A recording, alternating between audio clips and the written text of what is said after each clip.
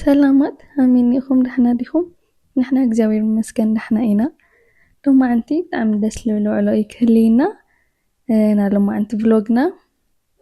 ኪዳነ ምሕረት ወርሑ እዩና ንሕና እንደገና ምስ ኣሕዋተይ ኩሉ ግዜ ወርሒ ወርሒ ኪዳነ ምሕረት ንዝክር ኢናና ኣጋጣሚ ሎማዓንቲ ኣብ ናይ እያ ኪዳነ ምሕረት ኣብ ናይ ገዛ ኢና ደስ በሃሊ ውዕሎ ክህልየና እዩ። ቅድሚ ኩሉ ብንግሆ ተላዒለ ሽፎነይ ቀያይረ ዳ ቤተክርስትያን ክኸድ ያንደበቴ ጣፋጭ ውዳሴ ምጽናናብሽ ታዛ ለነፍሴ ከመቅደስሽ ፍቅርን ተምሬ ማርያም ማርያም ይላል ከንፈሬ ከመቅደስሽ ፍቅርን ተምሬ ቤተክርስትያን ስዒመ ጸሎተይ ኣብጽሐ ተመሊሰነ ኢኹ ካብ ቤተክርስትያን መልሲ ቁርሰይ ክሰርሕ ሓደ ግዜ ብጣዕሚ ክድብረን እንተሎ ምግቢ ምስራሕ ብጣዕሚ ክስልቸይ እንተሎ ምናምን ዝኾነ ኢነርጂክስ እንተለኹ ምግቢ ንምስራሕ ልሰርሓ ምግቢ እያ ሓንቲ ህኩይት ዓርከ እያ ኣርኣያትኒና ናህካያት ምግቢ ኾነ እያ ትስምዐኒ ካብ ብጣዕሚ ቀላል ኾነ ኣይተሰልቺ ኣይትድብር ብጣዕሚ ቀላል ቁርሲ እያ ምንም እንትን የብላይ ምንም ፕሮሰስ የብላይ ሩዝ ኣብሲልካ ካብኡ ላፍታ ዝበሰለት ሩዝ እንደገና እንቋቁሖ ወቂዕኻ ምእታ እያ ካብኡ ግን ገርመኩም ግንሲ ሃምቲ ንምስራሓ ቀላል ዝኾነትሉ ሃሞይ ኾነ ይጣዕማ ብጣዕሚ እያ ጥዕምቲ ምስ ብዙሕ ሰዓት ብዙሕ ኢነርጂ ሂብካ ትሰርሖ ምግቢ ሃምኡ ብጣዕሚ ጥዕምቲ እያና ካብኡ ሩዘይ ሰሪሐ ካብኡ ጎና እንደገና ሙዝ ብፀባ ገይረ ጥሒነ ባናናና ፀባ ጌርካ ከምዚ የርጉድ ይመስለኒ የርጉድ ብዙሕ ሰብስ ሃሞ ይደሎና አንደ ብዙሕ ግዜ ይጥቀመሉ ምክንያቱ አንደ ረጓድየ ጭራሽ እንደገና ሰሓዊሰሉ እንደገና ከቢድ ስለልኾን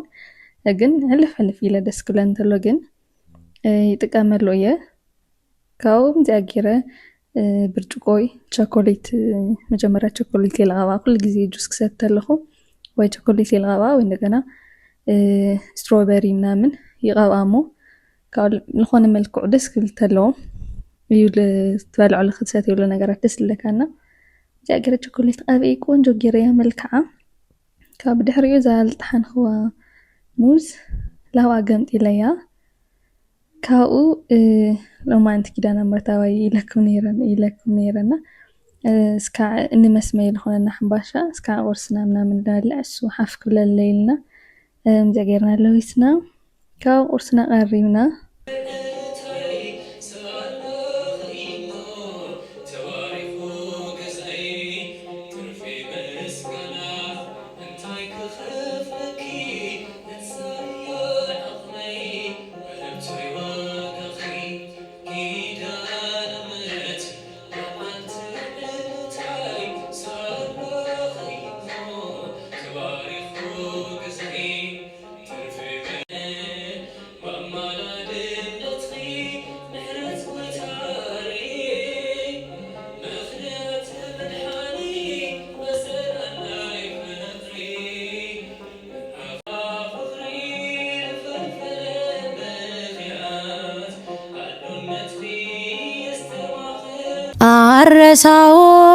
አረሳውም ያንን እለት አልዘነጋው ያን ደግነት እናቴ ሆይ ምልሽ ኪዳነ ምሕረት እምዬ ሆይ ምልሽ ኪዳነ ምሕረት ስላለኝ ነው ምክንያት ለሰው ተናግሬ አልተረዳኝ ሰው እንባዬ በምሬት ከዓይኔ የሚፈሰው የቤቴን ገመና ሁሉን ስነግርሽ አዛኝት ነሽና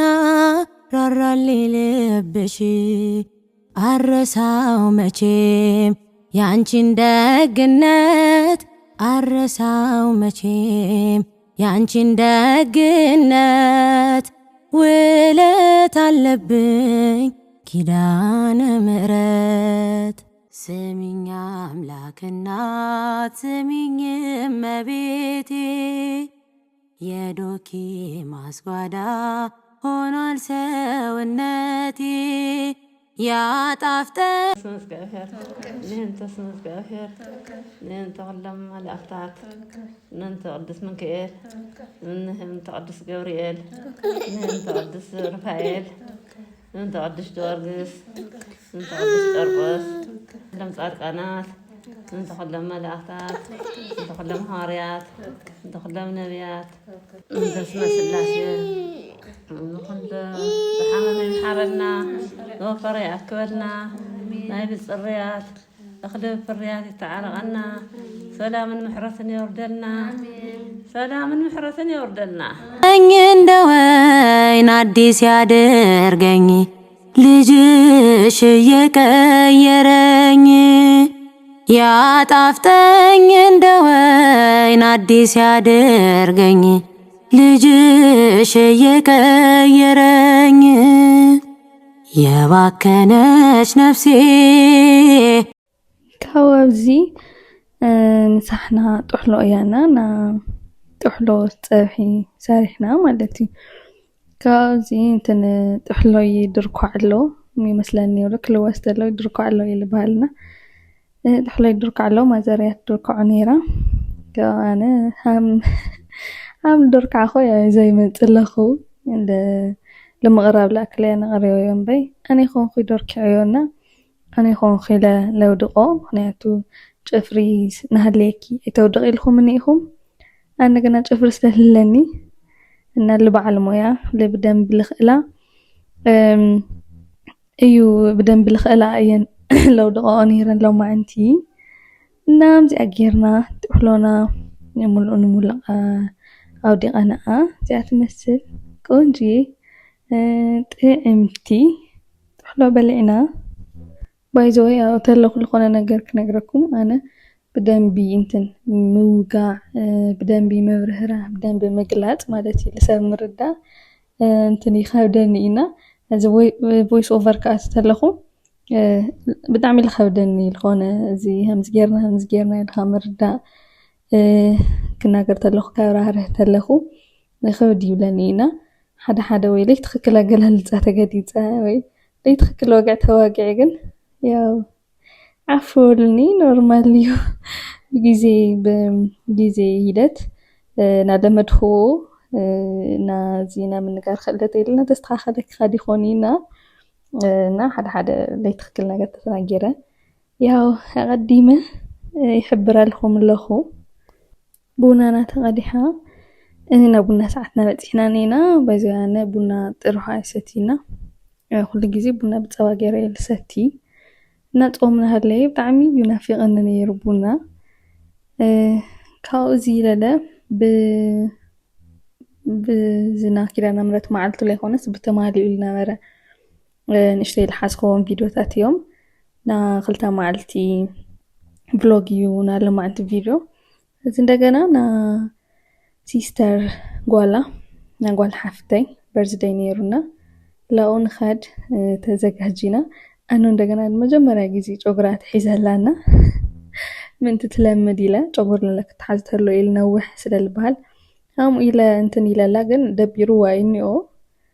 ካብኡ ያው ዳ ሲስተር ኸይድና በፂሕና ምሳሕ ሰዓት ኣከባቢና ኸይድና ነርና ከምዝለለ ምሳሕ ተቐሪብልና ፀኒሑ ደስ ልብል ምሳሕ እና ካብኡ ምሳሕና በሊዕና